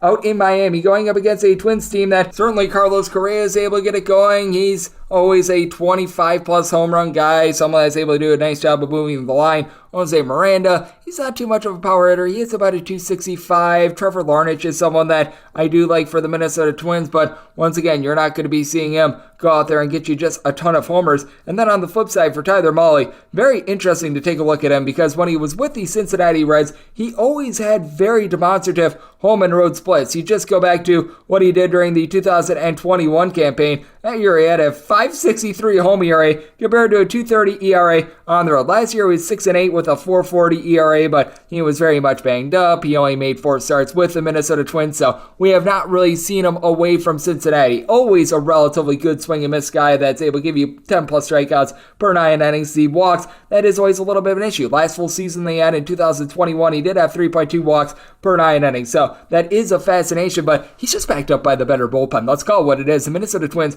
have a guy by the name of Yohan Duran who led the league in pitches thrown at 100 plus mile per hour for relievers. Giovanni Morin, he's able to do a nice job of holding down the fort. Jorge Alcala is someone that goes a little bit on the radar. I believe that he had something in the neighborhood of a ERA that was sub 3.5 in his 2 full years during the 2020 and 2021 campaigns before getting banged up last year. You want no part of Emilio Pagan, but past that, they're relatively solid. And for the Miami Marlins, this is a little bit of a shaky bullpen. They bring in JT Chargois, Huascar Brazoban. He's not too bad, but I think that he's one of the guys that have been really affected by the pitch clock. AJ Puck is a nice under-the-radar, shrewd signing, but Tanner Scott has not been himself either. And for the Miami Marlins, they very much are leaning into the fact that this is a pitcher-friendly ballpark, and they picked up guys that they just get you a bunch of singles. Luis Arias, ironically enough, was on the Minnesota Twins last season. He's already got 9 hits in 4 games this season, hit above a 300 last year. They pick up Mean Gene Segura. He does a good job of moving the line, and Jorge Soler, he did have 45 plus home runs with the Royals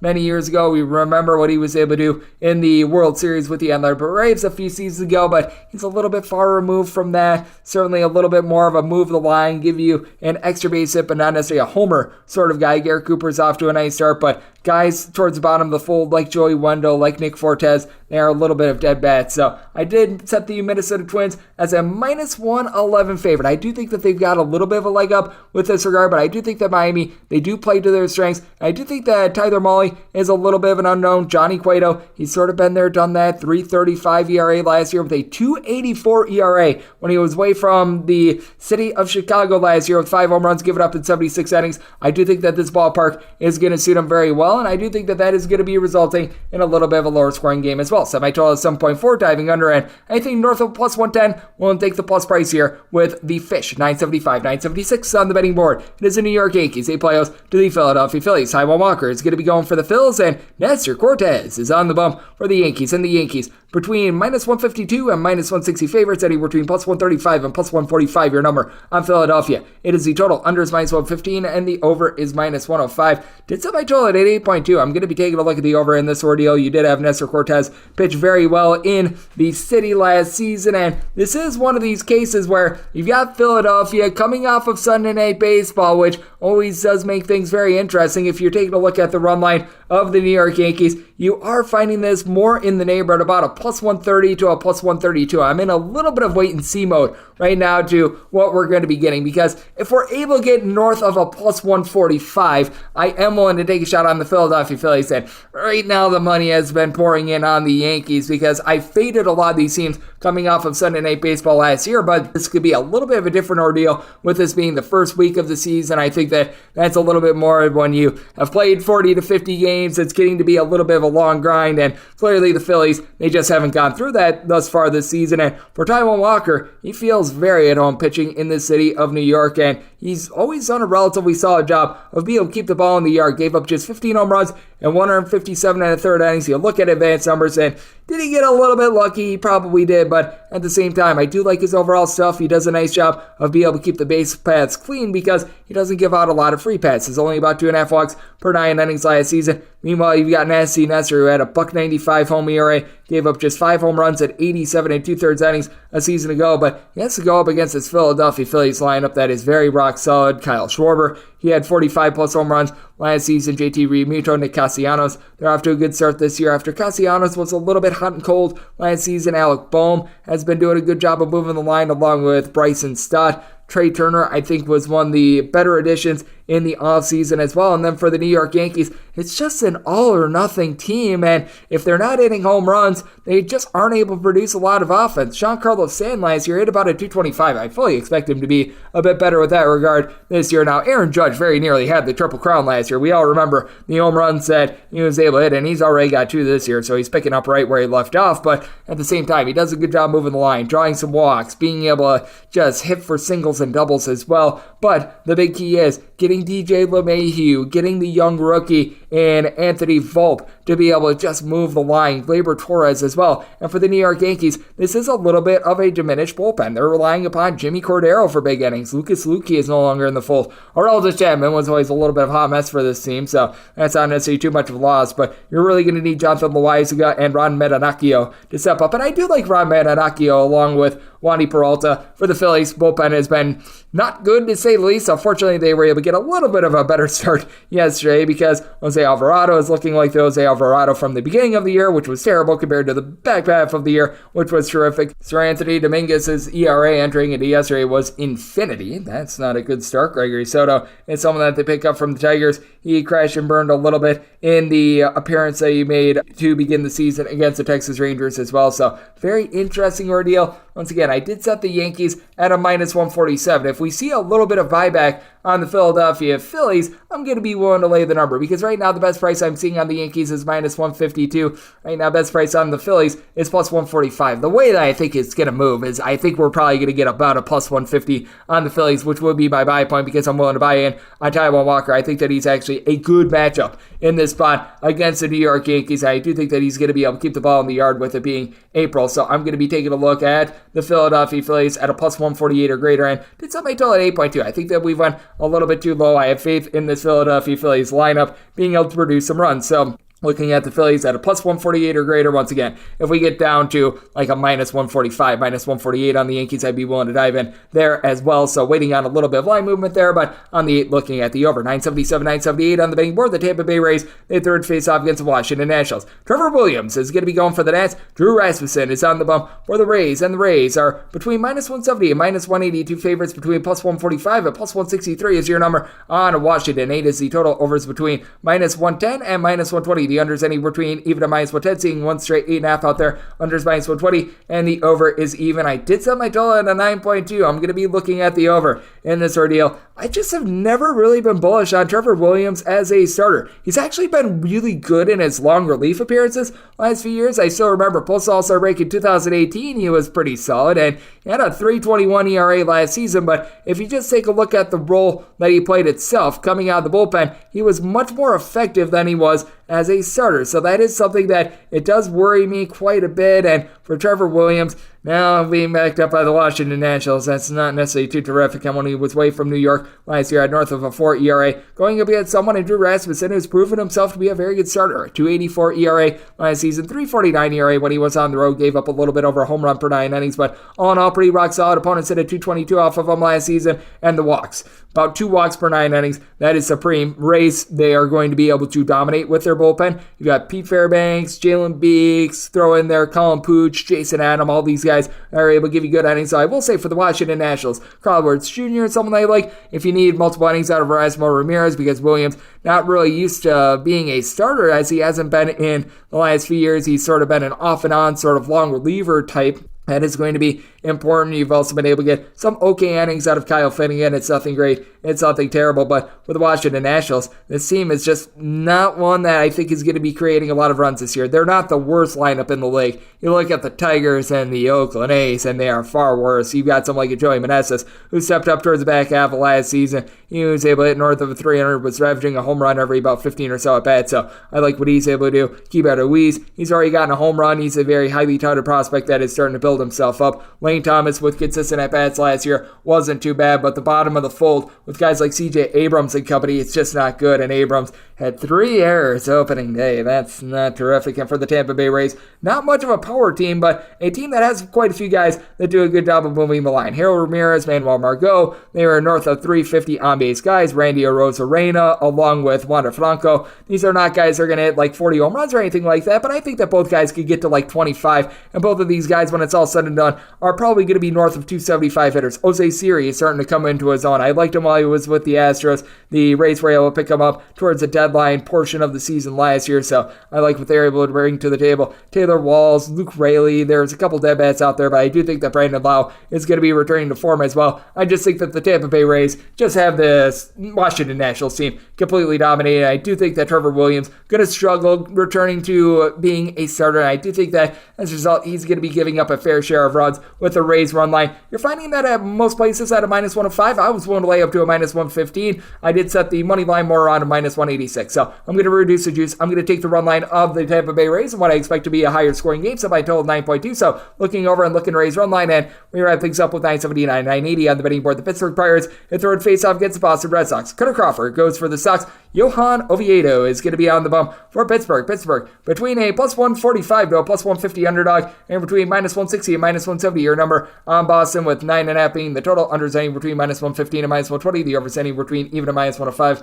I said the Red Sox as a -214 favorite. I'm going to be willing to lay the number on the run line, as I was willing to lay juice on the run line. Currently, I'm getting a +120 price, so I am in on that with the Boston Red Sox. I just think that they're far better than a Pittsburgh Pirates team, that they are still very much a work in progress. This is an all-or-nothing offense. Oniel Cruz has the potential to hit 30-plus home runs this year. He was able to do a nice job in that series against the Cincinnati Reds.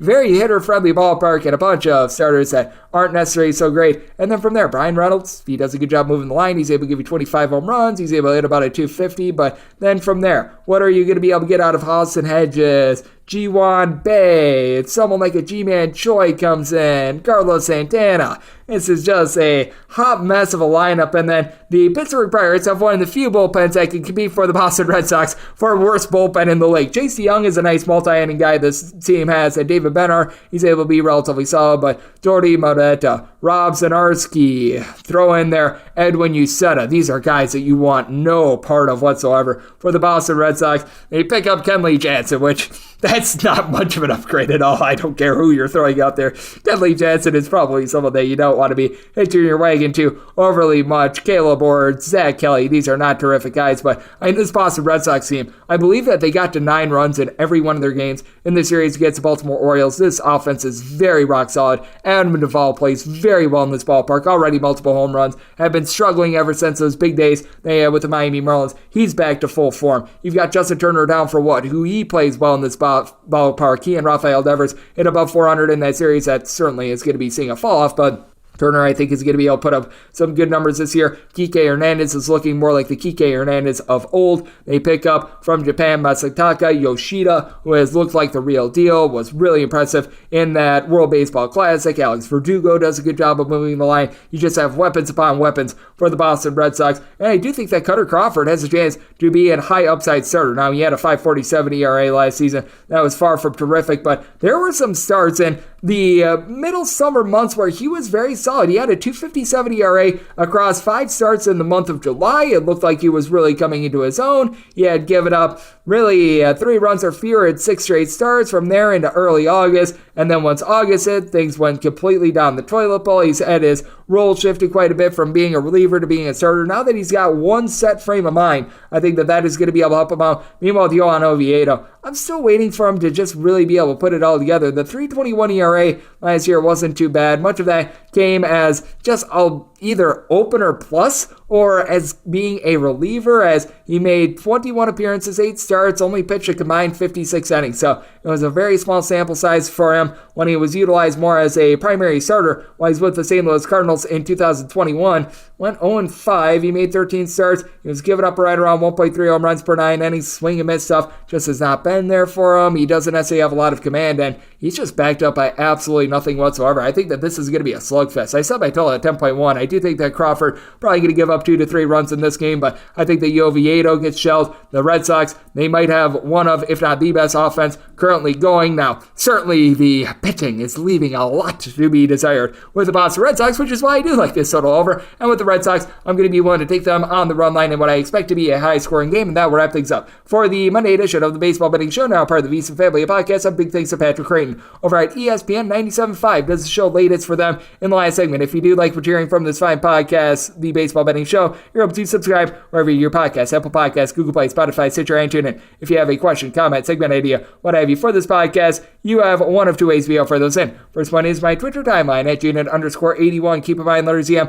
That means it does not matter. As per usual, please do send these into the timeline. Other way is find an Apple Podcast review. If you rate this podcast 5 stars, it is very much appreciated. From there, you're able to fire whatever you'd like to hear on this podcast via that 5-star review, coming at you guys every single day throughout the baseball season. And that means I'm coming at you once again tomorrow. Thank you so much for tuning in.